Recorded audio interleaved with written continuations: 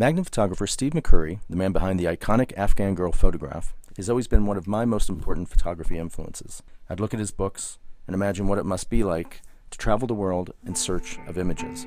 I don't know how I did it, but I created a similar lifestyle for myself. Recently, I was able to sit down with Steve and ask him the questions I've always had about his work. I hope you enjoy it. You've been a huge inspiration for a lot of people.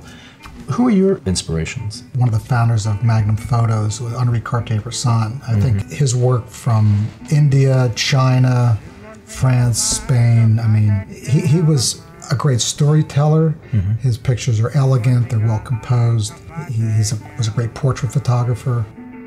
And I think his pictures are as fresh today as they were when he first took them. And I mean, he was a documentary photographer. A lot of his work, you know, the assassination of Gandhi, other major stories around the world, he was there to document them. And now we look back at his work 50, 60, 70 years later, and they become sort of art. They've really kind of captured his time. Yeah. How would you like your images to be remembered, your body of work to be remembered 100 years from now?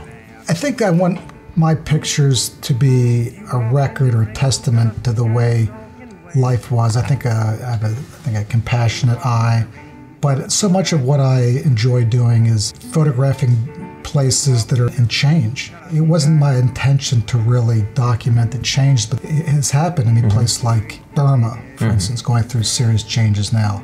Tibet, you know, it's kind of closed to some extent.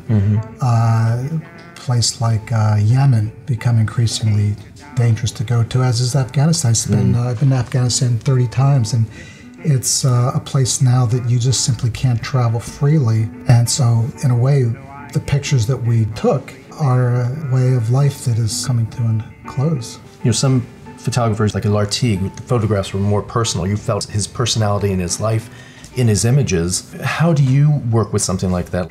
I guess it is sort of you're looking kind of a mirror reflection of yourself, and a lot of times it's just celebrating you know, life in general.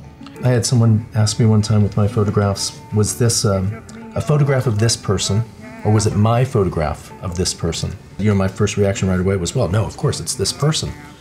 And then I thought about it, you know, and most of these people I don't know, and so it's totally my kind of imagination, my perception of who this person is, which sort of frees me to be able to take the image because I don't really know them. Do you feel that freedom in not knowing these people, that you can kind of paint the picture that you want to paint, or do you want to really kind of capture who you think that person is? Well, I think one of the fun things about photography, I think one of the pleasures of looking at pictures is we come up with our own interpretation, our own fantasy about what that picture means. I have all these sort of fantasies about what I think that person is, and that could all be complete conjecture and fantasy on my part. You know, to look at a picture and to make up some story is, I think, is one of the fun I always find it much harder to shoot somebody that I know well, because when you know them, you're like, oh, I didn't capture her kittenish side or her humor or something. When I don't know someone, it's almost better because it's more abstract and I'm just capturing what I think it's going to be at that moment. It's almost more freeing that way.